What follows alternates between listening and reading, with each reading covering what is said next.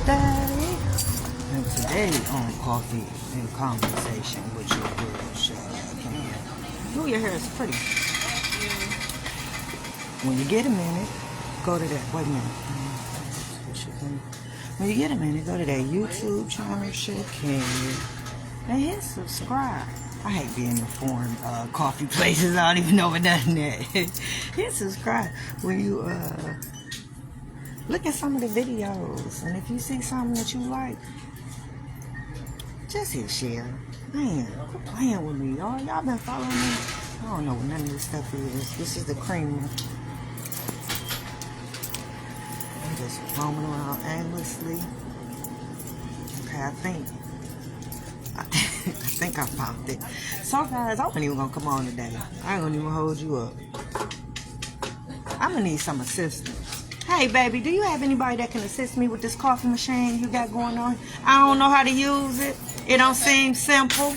It is. Watch. Put your cup under, tap your screen and pick up coffee. Y'all look at this. This is too much going on. Okay, you said hit the screen. And then hit what I want. Okay. Y'all, this is too much. What is happening? What is happening? Y'all laughing at me? I hope y'all ain't laughing at me. See, oh, it's coming out. Ooh, fix it, Jesus. I don't know if it's because I don't even know. Because I never used this machine. I've never been here before. For real, getting coffee. Y'all know where I'm usually at. Everything is like kind of self-do. Yep, I got it. Thank you, baby, so much. Okay, y'all, problem solved. So, I'm gonna come on today, y'all, because I got a lot going on. I ain't gonna even hold you up. I swear. It feel like some days, ooh, it's so nasty over here. Like, I be putting out fires every day. Almost. But today, I hate being under the gun. So, I done already prayed about it, so I ain't gonna even, I'm gonna spare y'all the details, because I done already prayed about it, I already gave it to the Lord. So, whatever happens at this point, it's just gonna happen, So, that's where we at with it. So, I was like, okay, I'm finished. It's figured out. Now let's do coffee and conversation. Hey, who just jumped in? Hey, June. Janet, how you doing, baby?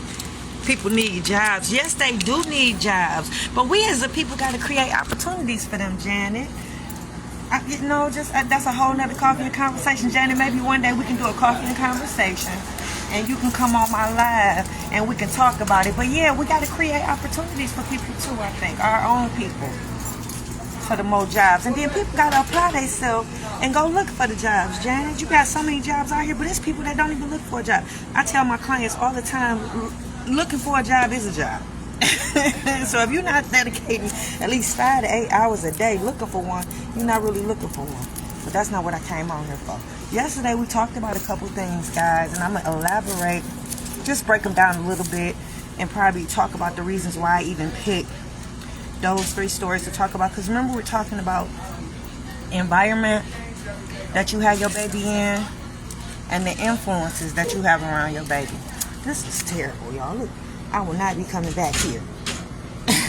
I hate doing my coffee and conversation in foreign places, because where I go, it be all clean in their area. They come out. When I come out, they come out. If it ain't no coffee, they make fresh coffee. So it's just, when you get used to being treated a certain way, when you used to certain stuff, it's hard to go back, So, let me hurry up and make my coffee so I can get up out of here, y'all. I'm not comfortable. So, let me get to a little area in the store that's clean since I'm in here already. Alright, I'm sitting in this little corner. I hope they don't think I'm stealing coffee. Shit. Okay, see what the good books say. I know one of them was, we talked about me doing my breakfast brunch every year just up until 4 years ago. Yep, I keep saying breakfast brunch. It was just brunch. Okay, it was just brunch. And I did it every year just up until 4 years ago. So that was like a tradition. Let's just call that a tradition. So something my kids experienced for many, many years, just up until 4 years ago. And then I mentioned out passing out the gifts. I told you that I celebrated all holidays, meaning that my kids got Easter baskets every year. The boys did. When it came for Christmas, I didn't put no Christmas tree, no presents under the tree. until it was probably a couple for other people, but not for them, for real, until the day of. Meaning that I went through the trouble of hiding the gifts. I went through the trouble of wrapping them. I went through the trouble of putting them under the tree. I created the illusion that Santa exists. Yep, that's me preserving innocence with my children. So they believed in Santa up until the oldest was maybe 12 or 13. And one of y'all nappy-headed ass kids told them that Santa wasn't real. But up until that point, I used that as leverage. Yep, you on a naughty list, you ain't getting nothing. So they behaved like a couple months before Christmas. And then I would go as far as to have the cookies and milk out with the cookie bitten into to give them. Santa came last night. When they woke up in the morning, presents was there. So that was Christmas every year at my house, no matter what we had, if it was just 2 gifts or if it was 20 gifts. That was tradition as well. So the me getting the gifts for everybody else and me taking the kids with me to go pass the gifts out, that I told that story because that illustrates the bond, that illustrates the relationship, that illustrates the connection. So the children that are taking out your life and taking away from your whole family because the baby mama or the baby daddy is bitter, you're breaking and cutting off all those connections and all those ties that they have with people. Because see, not only did we visit our family on Christmas to give the gifts, but we was there for birthdays. Just in these 4 years, y'all follow me and I go live, y'all don't see me attend some of my aunties' birthdays. Y'all don't see me attend baby showers. Y'all don't see me attend weddings. Y'all don't see me attend holiday functions. And then y'all just see me just go live, and just because I'm over there.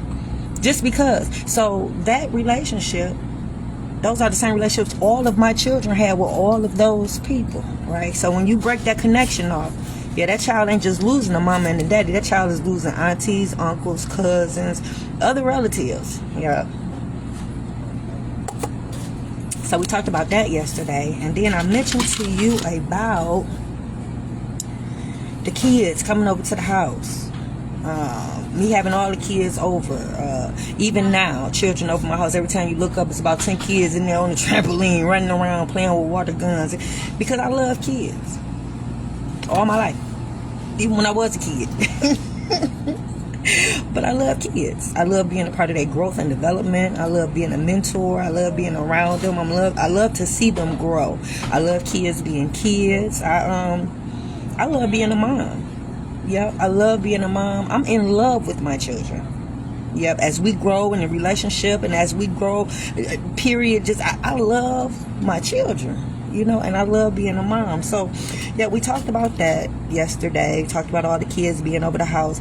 We talked about my children still having relationships with the children that they grew up with, which is very important. And that speaks volumes. And I mentioned that for a reason, because think about it. Think about all the friendships that you've had over time, all the friendships you've had as a child, and think about all the friendships you don't have any longer for whatever reason. And then think about the reasons why you don't have those relationships. Think about why you don't talk to those people no more. Think about what happened and made y'all fall out. And then think about the things that it takes to preserve those relationships. For people that do have friends and friendships from grade school all the way up until now, they're still your bestie. They've been your bestie for 20 years or so. Think about what it took to keep that relationship thriving, to keep that relationship going, to keep that connection, to keep that tie.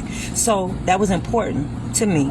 So everything that it took to instill in them the importance of relationships and the importance of keeping friendships, they're still friends with the friends that they grew up with. And my children are in their 20s and 30s.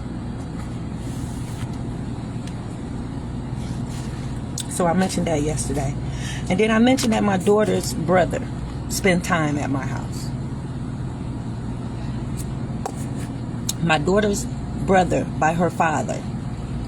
He grown. He 20-something. Yeah, he grown. Comes to my house often to spend time with his sister.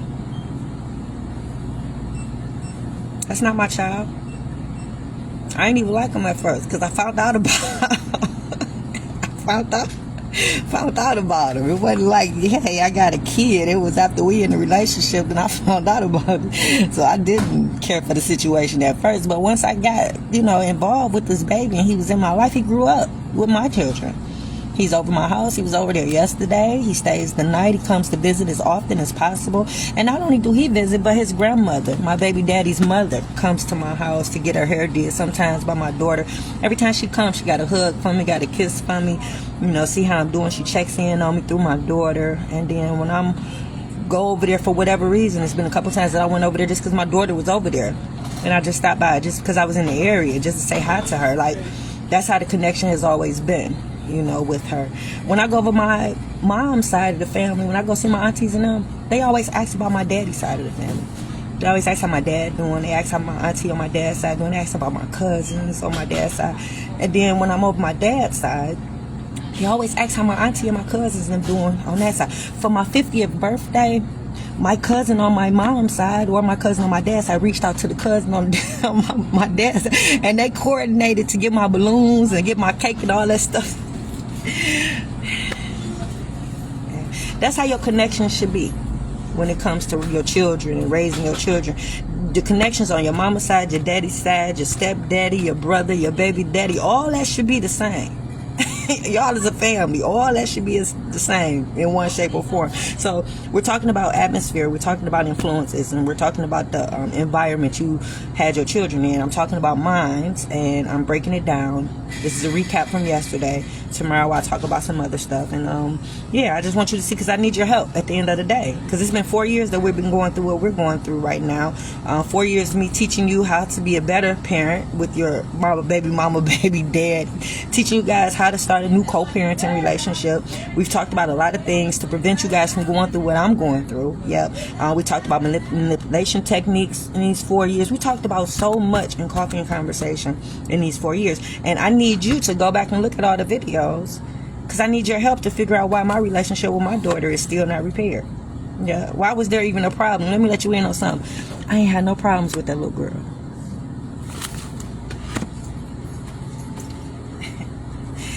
I ain't had no problems with it. We didn't have no problems in the home.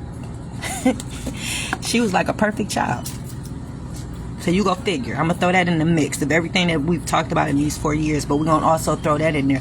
Never had no problems with her. My home was actually a happy home, before it was destroyed. My children got along. Everybody was progressing. Everybody was doing what they were supposed to do. When she was pulled out, it was just me and my other daughter. So it was just a house full of women. She couldn't do nothing but learn from us in that home. Nothing but women. The boys was gone. They was on their own. So, we're going to put all the clues together, because you got to help me figure out why a baby daddy would fight me so hard. Why would a baby daddy go through so much to take that daughter out of my life? Why would a baby daddy do that? So y'all gonna help me figure that out. So y'all, this is Coffee and Conversations, your girl Shakenya. I still got fires to put out today. I'm out. Mwah.